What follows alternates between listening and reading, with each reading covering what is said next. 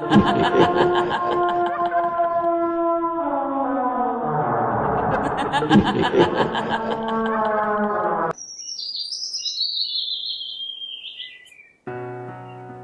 समय पहले की बात है। राधेपुर नामक एक गांव था। गांव में सभी लोग एक साथ मिलजुल कर रहते थे। जब भी कोई त्योहार आता था तो सभी लोग एक साथ मिलकर मनाते थे। सभी एक परिवार की तरह रहते थे। हर जरूरत के समय एक दूसरे की मदद किया करते थे। सरपंच साहब, अपना गांव कितना खुशनसीब है। सभी लोग कितना मिलजुल कर रहते हैं। हम लोग बहुत खुश हैं। हाँ भैया, ये तो बात सही है कि अपना गांव और गांव के लोग बहुत खुशनसीब है। बस भगवान से दुआ है कि किसी की नजर न लगे हमारे लोगों और गांव पर। राधेपुर गांव के नजदीक एक जंगल था। उसी जंगल में एक इच्छाधारी नागिन एक मंदिर में निवास करती थी। गांव वाले अक्सर वहां पूजा करने जाते थे और जब भी कोई मुसीबत आती थी तब वे सब इच्छाधारी नागिन को याद करते थे। उसी गांव के नजदीक एक चुड़ैल रहती थी। वह चुड़ैल बहुत ही भयानक, काला जादू वाली और खतरनाक थी। वह अक्सर अपना रूप बदलकर अलग अलग गांव में जाकर खिलौने बेचती थी और बच्चों को गायब कर देती थी। हाँ बच्चों, प्यारे प्यारे खिलौने ले लो। कार, बस, जेसीबी, मोटरसाइकिल, बहुत सुंदर खिलौने हैं। खिलौने को देखकर एक बच्चा कहता है, मम्मी मम्मी, मुझे खिलौने चाहिए। मुझे वो कार दिला दो। मम्मी, दिला दो मुझे। बच्चे खिलौने के लिए जिद करने लगता। तब माँ बोलती है, नहीं बेटे, अनजान लोगों से खिलौने नहीं लेते। लेकिन बच्चे के जिद के आगे माँ बेबस हो जाती है और कार ले लेती है। फिर पड़ोस के कुछ बच्चे भी खिलौने ले लेते हैं। कोई मोटरसाइकिल, कोई कार, कोई बस। खिलौने बेचने के बाद चुड़ैल वापस अपने घर लौट जाती है।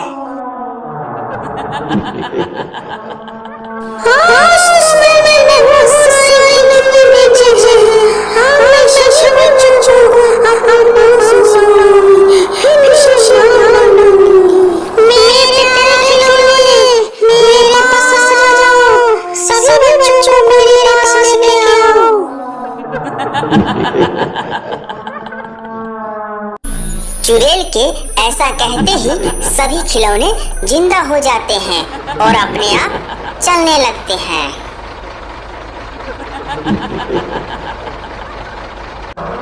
चुड़ैल अपनी जादुई शक्ति से बच्चों को अपने वश में कर लेती है और जिन जिन बच्चों ने वह खिलौने खरीदे थे, खिलौने के साथ वो भी चलने लगते हैं। खिलौने धीरे धीरे बच्चों को चुड़ैल के पास ले जाती है। बच्चों को देखकर चुड़ैल बहुत खुश हो जाती है और कहती है, आज मैं बहुत खुश हूँ। आज एक साथ पहली बार बहुत सारे बच्चे आए हैं। फिर कुछ समय बाद चुड़ैल बच्चों को अपने तहखाने में रख लेती है। फिर कुछ समय बाद बच्चों को होश आता है और सभी बच्चे बहुत डर जाते हैं और रोने लगते हैं। बच्चों को रोता हुआ देख चुड़ैल बहुत खुश हो जाती है। वो बच्चों को डराकर फिर से रुलाती है।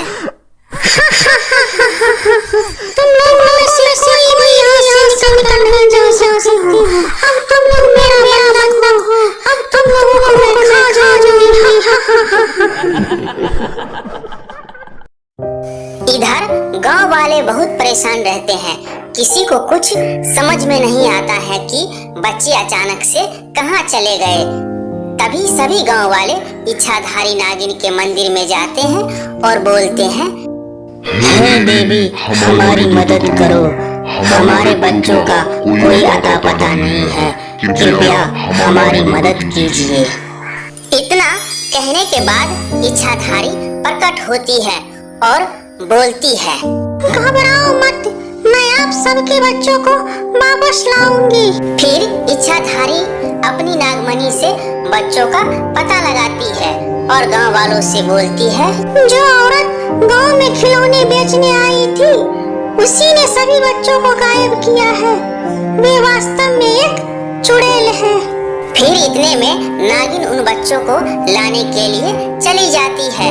फिर कुछ समय बाद चुड़ैल के पास पहुंच जाती है और बोलती है, चुड़ैल बाहर निकल और बच्चों को छोड़ दे। तभी चुड़ैल बाहर निकलती है और बोलती है, नागिन यहाँ से चली जा, नहीं तो मैं तुम्हें मार दूंगी। फिर इसके बाद दोनों के बीच एक खतरनाक लड़ाई होने लगती है।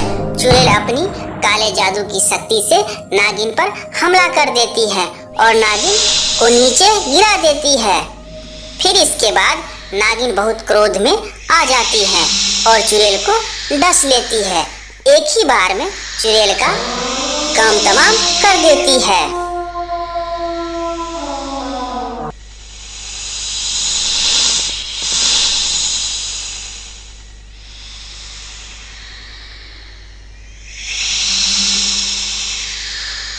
फिर बच्चों को छुड़ाकर गांव वाले के पास ले जाते हैं। फिर गांव वाले अपने बच्चों को देखकर बहुत खुश हो जाते हैं और कहते हैं, बहुत बहुत धन्यवाद देवी आपका, आपने आज हमारे बच्चों की जान बचा ली। फिर कुछ समय बाद इच्छाधारी नागिन मंदिर में वापस चली जाती है।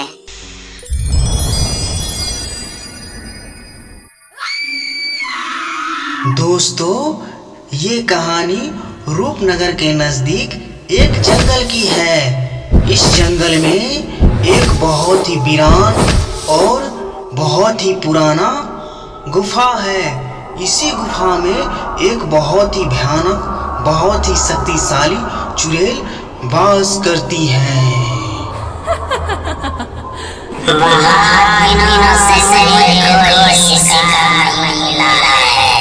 मुझे इंतजार किसी इंसान का, मुझे इंतजार समय का, जब मैं किसी इंसान का सर मिलूंगा।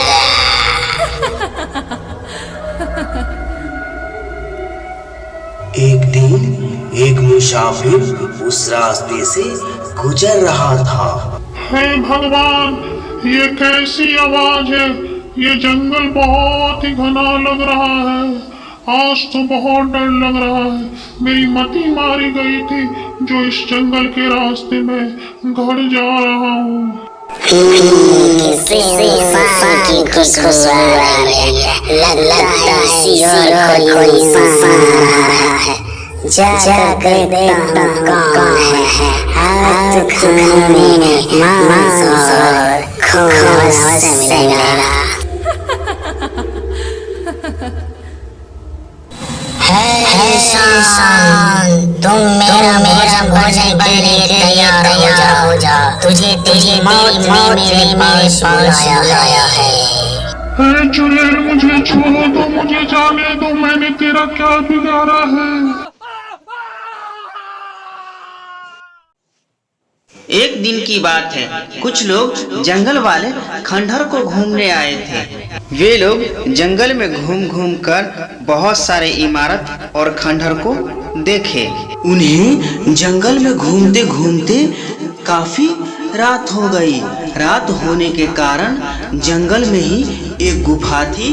उन्होंने निर्णय किया कि आज रात इसी गुफा में ठहरा जाए।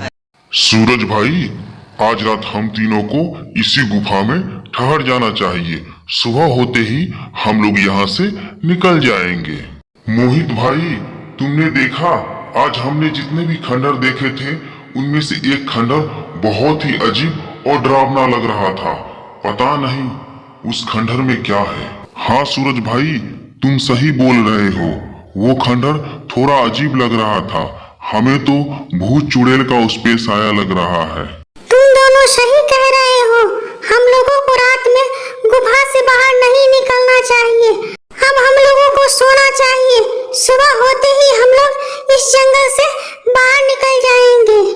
तुम लोग सो जाओ, मैं थोड़ी देर बैठता हूँ, इसके बाद मैं भी सो जाऊंगा। मोहित और सुनैना सो जाते हैं, लेकिन सूरज नहीं सोता है और वह बैठा रहता है। वो गुफा वाकई में बहुत अजीब था। हमें एक बार और उस गुफा को देखना चाहिए। सुबह होते ही हम लोग घर निकल जाएंगे, इससे पहले कि एक बार उस गुफा को देख लेता हूँ। सूरज उस गुफा से निकलकर जंगल के रास्ते वह उसी गुफा में पहुंच जाता है जहां चुड़ैल रहती है। ये गुफा वाकई में ही बहुत डरावना है, हमें यहाँ पर नहीं आना चाहिए था। बहुत अच्छी खुशबू आ रही है। आज फिर हमें मांस सुकून मिलेगा खाने को।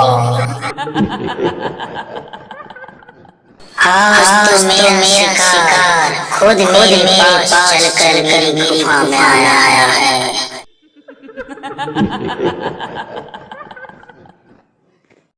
इंसान, तुम भाग कर जाओगे कहाँ? मरने के लिए तैयार हो जा, तेरी मौत ने तुझे मेरे पास भेजा है।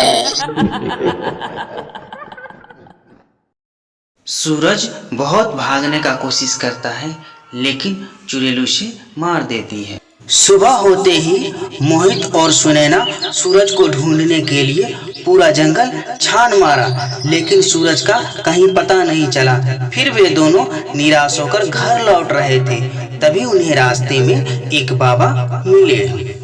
बाबा, आपने क्या मेरे दोस्त सूरज को देखा है? नहीं बेटा, मैंने किसी को इस जंगल में नहीं देखा है। मैं अपनी दिव्य शक्ति से देखकर बताता हूँ तुम्हारा दोस्त कहाँ है।